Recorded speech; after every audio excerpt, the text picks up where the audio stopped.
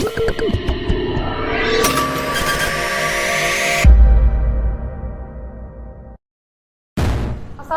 warahmatullahi wabarakatuh. Tabi pun. Ya pun. Halo sahabat Mutiara Hati, kembali lagi nih sama ngobrol-ngobrol sehat bareng saya Nadia, Humas dan Pemasaran RSI Mutiara Hati. Nah, kali ini saya nggak sendirian. Kali ini saya ditemani dengan Mbak cantik. Coba ya sahabat nih biar kenal dulu, kita kenalan dulu. Halo semuanya, perkenalkan nama saya Berla, saya ahli gizi Rumah Sakit Ibu dan Anak Mutiara Hati. Salam kenal. Nah, kenalin lagi nih ada Mbak cantik ternyata ya di Mutiara Hati. Tapi memang Mutiara Hati cantik-cantik ya Mbak ya, dan muda-muda tentunya. Nah, ini salah satu tim dari Mutiara Hati yang juga ahli gizi di Mutiara Hati. Gimana Mbak Berla kabarnya? Alhamdulillah kabarnya sehat. Sehat banget ya. Baik. Bahagia Bahagia, tentunya. bersyukur.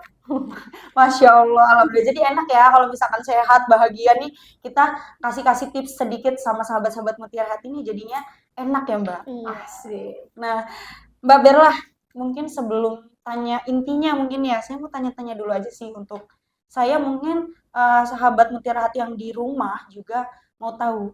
Nah, di umur-umur 18 tahun ke atas nih, kayak saya 24 tahun lah ya, 18 tahun ke atas, masih perlu nggak sih peran gizi di umur-umur saya saat ini gitu? Dan ada nggak sih dampaknya? Apa memang berdampak atau tidak itu coba dijelaskan. Saya juga mau tahu gitu.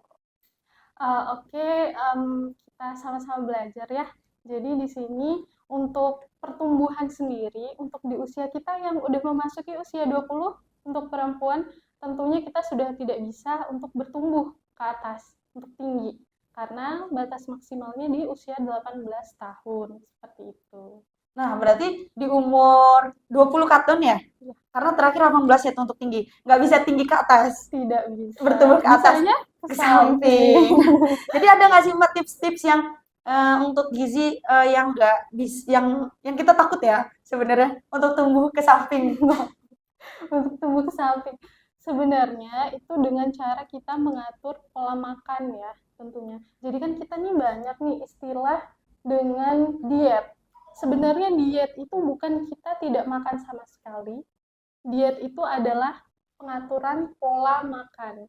Jadi berdasarkan jenis dan jumlah yang kita konsumsi. Oh, seperti itu. Perlu diperhitungkan ya Mbak ya? Iya, benar sekali. Karena yang tadinya niatnya mau tumbuh ke atas, Iya, tahunya bisa. tumbuhnya ke samping di umur sekarang. Turunnya pun bakal susah juga ya Mbak Iya, ya?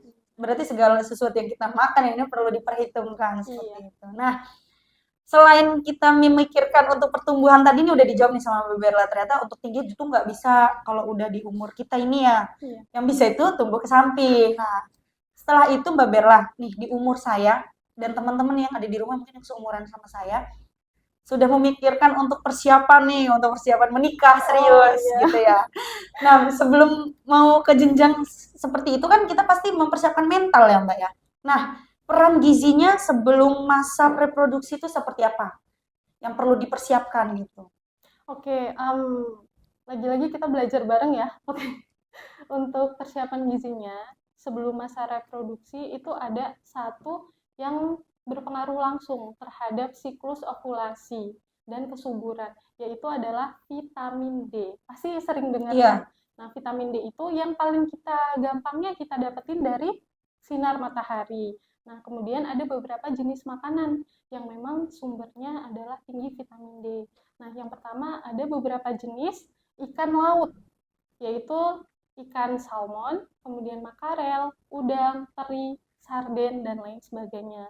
Kemudian ada beberapa jenis susu dan olahannya, kemudian ada kedelai dan olahannya, kemudian ada jamur, kemudian kuning telur, dan juga hati sapi. Seperti itu. Oh, jadi sebelum kita menyiapkan mental sebelum masa reproduksi mungkin gizinya yang perlu penting banget ya Mbak. Nah, peran gizinya itu ya sebelum reproduksi tadi sudah Mbak Berla jelaskan. Itu tuh akan memberikan hasil apa sih di kita gitu? Oke, karena ini berpengaruh terhadap kesuburan ya, jadi vitamin D tadi kalau kita konsumsi dengan baik untuk di waktu ovulasi, jadi kitanya sendiri untuk perempuannya di masa subur dan bisa menghasilkan ketika bereproduksi, insya Allah ya anak yang sehat. Oh, seperti itu. Karena memang ketika kita mau keturunan yang baik ya kitanya dulu yang baik ya. Iya, Nah, betul. sebelum perempuan tadi kan perempuan ya lebih banyaknya. Laki-lakinya perlu nggak? Oh, untuk laki-laki sendiri juga perlu. Untuk laki-laki sendiri adalah kita perlu mengonsumsi gizi yang seimbang dan juga asupan lemak yang sehat. Kalau misalnya lemak yang tidak sehat itu contohnya seperti apa? Itu banyak ya, lemak yang nggak sehat itu contohnya penggunaan minyak yang digunakan berulang. Itu contoh salah satu lemak yang tidak sehat. Kemudian dengan kita banyak mengonsumsi junk food juga seperti itu. Nah, dengan kita asupan gizi yang seimbang dan juga mengonsumsi lemak yang baik, itu akan menghasilkan sperma yang baik. Oh, seperti itu. Jadi sama-sama nih keduanya, Iya, satu pasangan ini harus benar-benar apa ya, untuk memikirkan gizinya gitu. Jadi kalau misalkan perempuannya gizinya baik, lakinya enggak, itu enggak ini juga ya, Mbak ya. iya, Sebaliknya pun seperti itu. Jadi sama-sama seimbang gitu ya. benar sekali. Benar sekali. Jadi bisa menghasilkan anak yang sehat. Iya, Nah, juga memikirkan nanti ketika kita sudah sebelum masuk reproduksi kan kita sudah memikirkan. Nah, setelah masanya ya pasti berhasil kan baik dong. Nah, ada nggak sih Mbak, misal ya kayak uh, ibu-ibu nih kayak banyak ya sibuk lah ya sama dunianya mungkin umur-umur sekarang nih lebih ke banyak yang kerja gitu ya, banyak yang ini, banyak yang itu. Ketika anak ini kadang suka diberi makan yang kurang baik ya mungkin ya. Salah satunya mungkin faktornya mie, banyak loh Mbak yang banyak anak-anak itu dikasih makan mie. Nah, itu kayak mana tuh Mbak? sebenarnya mie tergolong dengan makanan instan ya, Iya, siap saji. Dan kalau misalnya di proses pertumbuhan, anak-anak itu paling penting adalah minyak dan lemak serta protein. Jadi, kita kalau misalnya mengonsumsi mie boleh, cuman yaitu kalau berkelebihan ya nggak tidak baik ya. boleh dikonsumsi berlebih dan terlalu sering. Bahkan bukan hanya anak-anak yang makan mie. Kayaknya aku pun bareng teman-teman sahabat Mutiara Hati ini pasti di rumah makan mie bareng sama nasi. Nasi. Itu gimana Mbak? Yang Mbak pasti Mbak mungkin Mbak sendiri pernah nggak dimakan mie bareng nasi atau gimana? Dari saya sendiri juga pernah tentunya. Pernahnya Makan. sebelum tahu ya Hmm, akibatnya ya. iya benar sekali. Sebenarnya kita boleh mengonsumsi mie, tapi kalau misalnya kita mengonsumsi mie bersama dengan nasi, itu adalah dua jenis karbohidrat, benar kan? Dan kita membutuhkan bukan hanya karbohidrat untuk kita konsumsi sehari-hari. Jadi kita perlu, kalau misal kita mengonsumsi mie, kita perlu menambahkan protein dari telur, kita perlu menambahkan sayur juga, mungkin sayur-sayuran hijau seperti sawi dan sebagainya. Sehingga asupan yang kita makan juga seimbang. Jadi harus ada karbohidrat, protein, sayurnya. Jadi malah nggak baik juga ya Mbak ya. Iya. Karena Jadi memang harus seimbang ya, tidak boleh mengonsumsi karbohidrat secara bersamaan. secara bersamaan. Nah, itu bukan mitos tapi fakta. Memang nggak boleh mie bersamaan dengan nasi gitu. Tadi sudah dijawab nih, umur sekarang saya ternyata nggak bisa tinggi, padahal saya pengen tinggi banget. Oh, iya. Terus peran gizi sebelum masa reproduksi juga tadi sudah dijelaskan. Mungkin jelasnya itu saya ngerti nih Mbak. Secara ini gini saya paham gitu dari Mbaknya langsung. Nah, saya boleh nggak nanya lagi? Boleh nggak ya? Boleh dong. Oh, iya. Soalnya sahabat Mutiara Hati juga pasti pernah pengen nanya dan ngalamin juga. Nah, Mbak, kita kan sebagai perempuan, wanita, itu identik dengan kecantikan. Bener ya? Oh Nah, iya. kecantikan itu dalam dasar skincare mungkin ya. Ya kan, skincare apalagi sekarang banyak banget yang viral ya kan. Skincare ada yang BPOM ataupun enggak. Nah, itu pun untuk membantu kita di bagian apa ya? Bagian luar gitu ya, kayak Iya. kulit, kayak serum segala macam. Nah, itu. Nah, ada nggak sih Mbak peran gizi dalam kecantikan? Oke, ini hal yang menarik banget ya teman-teman. Pasti untuk kita para wanita sangat membutuhkan hal ini. Oke, untuk peran gizi terhadap kecantikan sendiri, yang pertama kali kita harus ketahui adalah, jadi dengan kita mengonsumsi gizi yang seimbang dan juga mengatur pola makan, itu dapat menjaga kesehatan mental kita dan juga kulit. Kenapa? Karena dengan secara kesehatan fisik itu tadi, kita bisa mengontrol berat badan dan juga bisa mencegah penyakit-penyakit tidak menular seperti hipertensi, kemudian stroke, dan juga ada diabetes seperti itu. Dan untuk kecantikan sendiri, ini berpengaruh banget sama kita ke kesehatan mental juga nih sebagai perempuan ya. Karena kalau misalnya kita dengan asupan gizinya yang seimbang, kita kan sekarang di zaman sekarang tahu istilah, pasti kita pernah dengar banget istilah body shaming. Oh iya, Nah, paham. itu tadi body shaming kaitannya dengan fisik, Iya. betul. Dan juga salah satunya adalah dari kesehatan kulit, jerawat pasti. Oh, itu sih kayaknya hal yang membandel banget tuh. Nah, dari segi gizinya sendiri nih ya, untuk kesehatan kulit, untuk jerawat kita itu, tapi balik lagi ya, untuk kondisi hormon setiap orang Orang itu beda-beda. berbeda. Untuk makanannya sendiri adalah kita dihindarin untuk mengonsumsi makanan yang tinggi lemak atau minyak dan tinggi gula, seperti itu. Jadi kalau misalnya kita mengkonsumsi banyak makanan tinggi lemak dan tinggi gula, itu akan berpengaruh terhadap kadar sebum di kulit kita dan akan memicu timbulnya jerawat, seperti itu. Dan kalau misalnya untuk kita nih sebagai wanita, selain dari asupan tadi, kita juga perlu menjaga kebersihannya ya. Jadi kita ini bukan butuh aja skincare sebenarnya. Iya. Skincare kan hanya luar ya, Mbak ya. Benar. Ternyata dalam juga peran gizi itu penting banget ya.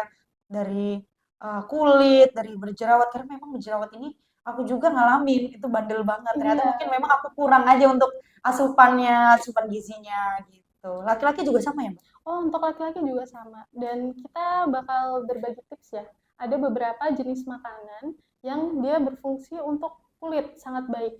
Dan itu yang pertama adalah makanan mengandung vitamin A, C, dan juga E yang terkandung dalam buah dan sayur yang berwarna kuning, orange, ataupun merah. Kemudian ada isoflavon dari kedelai. Kemudian ada juga dari tinggi antioksidan seperti sayuran-sayuran hijau, itu sangat penting. Oh, seperti itu. Wah, sungguh-sungguh tips yang sangat bermanfaat nih. Itu untuk saya, apalagi untuk sahabat Mutiara Hati di rumah gitu ya, Mbak ya. Nah, tadi kan sudah nih kecantikan, udah reproduksi, udah mungkin ada tips-tips lagi yang perlu disampaikan untuk sahabat Mutiara Oke, Hati. ini ada tips untuk semua kalangan ya, untuk kesehatan dari segi gizinya. Yang pertama adalah kita harus mengonsumsi gizi seimbang. Yang kedua adalah kita harus istirahat yang cukup. Yang ketiga adalah kita harus minum minimal 8 sampai 10 gelas sehari. Kemudian yang terakhir adalah kita harus mengusahakan untuk berolahraga minimal 30 menit sehari. Itu harus diusahakan. Usahakan. Olahraga ya. Tipsnya berguna nih. Sangat berguna. Sangat berguna banget. Kayaknya mudah untuk dijalanin ya. Iya, Kalau sih. kalau konsisten sebenarnya. Konsisten. Itu kalau udah dijalanin tips yang tadi di infokan sama Mbak Berla, ini pasti hidup kita udah makin sehat ya. Insya Allah. Berusaha sehat sebenarnya untuk menciptakan Indonesia sehat Sehat. tentunya. Jadi semua kalangan itu ini ya Mbak, setiap kalangan itu perlu. Sangat perlu, apalagi kita sebagai wanita secara dengan pria itu berbeda kebutuhan gizinya, terutama di 3 fase ya. Ada di fase kita hamil, kemudian menyusui, dan juga menopause. Oh, beda ya berarti walaupun kita umurnya sama, tapi beda untuk kebutuhan gizinya. Iya, beda. Oh, seperti itu. Jadi ya memang perlu diperhitungkan masing-masing ya, Iya. diporsikan gitu ya Mbak ya. Diporsikan. Nah, Mbak, saya mau nanya satu, boleh? Oke. Terakhir ini Mbak, Oke. terakhir. Jadi kan tadi instan, junk food gitu-gitu. Nah, sekarang kan banyak nih makan yang ya udahlah, yang penting makan gitu. Yang penting makan. Nah, kemarin itu ada loh Mbak, saya lihat di TikTok, mungkin sahabat-sahabat ini lebih suka berita di TikTok. Saya pun gitu. Karena sambil scroll hiburan, hilangkan penat. Nah, kasusnya geprek. Oh, geprek. Jadi kebanyakan makan geprek. Iya. Kan itu kita nggak tahu ya untuk pembuatannya seperti apa. Nah, itu gizinya pun seperti apa sih Mbak di geprek? Karena kebanyakan makan geprek tuh di TikTok tuh kemarin banyak yang kena diopname gitu-gitu, kayak pokoknya kayak pencernaannya nggak baik gitu. Jadi untuk gizinya sebenarnya seperti apa tuh di ayam geprek? Ini ayam geprek ya. Ini pasti kita sering banget kan makan ayam geprek ya. Banget sih. Sebenarnya kalau misalnya dari ini sendiri ya, dari kita sehari-harinya untuk faktor tadi sampai diopname, Oh iya. itu juga banyak ya. Bukan hanya mungkin dia bisa mengkonsumsi karena sambelnya yang terlalu pedas, atau mungkin juga di situ dia sebelumnya tidak makan dengan baik untuk pola makannya, jadi sehingga diopname. Jadi bukan hanya karena satu kita makan ayam geprek, kita langsung jadi deh opname. Gitu. Dan bahkan karena minyak yang berulang Nah, benar tadi itu banget. ya. Tadi minyak berulang bisa mengakibatkan Tinggi kolesterol tinggi kolesterol. dan bisa mengakibatkan yaitu resiko terkena penyakit tidak menular Seperti itu. hipertensi. Ah, terjawab sudah ya, karena geprek ini kemarin sih lagi ini aja sih Mbak, lagi rame sebenarnya, karena kok bisa gitu, padahal kan bikin kenyang gitu loh, bikin ya kenyang murah ya, lebihnya murah ya mungkin ya, gitu. Jadi kayaknya cukup dari tadi sudah dijelaskan sama Mbak Berla, jadi umur segini, di umur saat ini sudah tidak lagi untuk gizinya ya, gizi untuk tidak bisa tumbuh tinggi. bertumbuh. Ya, tapi bisanya tumbuhnya ke samping. Terus juga peran gizi sebelum masa reproduksi juga sudah dijelaskan, sangat mudah banget dimengerti ya Mbak Berla, tadi penjelasan Mbak Berla. Terus juga tadi kecantikan perempuan dan kegantengan pria ya. Kegantengan laki-laki tuh ternyata memang bukan hanya yang dirawat dari luar saja. Ternyata harus makan, mengkonsumsi gizi seimbang juga untuk membantu lebih sehat lagi ya Mbak ya, karena kan kita nggak tahu ya, skincare kan banyak yang BPOM nggak BPOM. Nah, iya benar gitu. sekali. Jadi kan kalau misalnya kita mengonsumsi tadi ya, yang seperti makanan junk food, yang dia tinggi lemak seperti itu, nanti itu akan berpengaruh ke pencernaan juga. Jadi pencernaan kita juga, pencernaannya nggak bagus, nanti berpengaruh ke kulit itu tadi. Kenapa bisa menimbulkan jerawat. Nah, seperti itu. Ternyata penting juga ya Mbak. Iya, Mungkin sangat penting. buat sahabat Mutiara Hati yang di rumah, udah pakai skincare yang manapun, ternyata kok masih ada jerawatnya, mungkin gizinya belum terpenuhi ya Mbak Berla ya. Iya, benar sekali. Jadi sayang sekali. Dari gizinya juga harus terpenuhi ya. Jadi skincare dari luar dan juga asupan dari dalam. Dan kalau untuk jerawat juga jangan khawatir karena ada beberapa jenis jerawat yang emang jerawat hormon. Jadi jangan dibuat stres. Jangan dibuat stres. Kayaknya semua nggak boleh dibuat stres. Nah, tipsnya juga tadi udah dikasih tahu udah Mbak Berla, untuk semua kalangan itu sangat berguna banget untuk kehidupan kita yang sehat ya Mbak Berla ya. Mungkin cukup untuk pertemuan kali ini. Insya Allah nanti kita kapan-kapan bahas-bahas lagi. Biar diingat terus nih sama sahabat-sahabat dan sama teman-teman, diingat terus, oh iya gizinya gitu, Mbak. Cuma untuk anak aja, semua kalangan pun ada, seperti itu. Ya, terima kasih Mbak Berla atas kehadirannya dan waktunya. Semoga Mbak Berla bahagia dan bisa memberikan informasi ataupun tips-tips sehat untuk teman-teman yang ada di rumah. Terima kasih sahabat Mutiara Hati. Wassalamualaikum warahmatullahi wabarakatuh.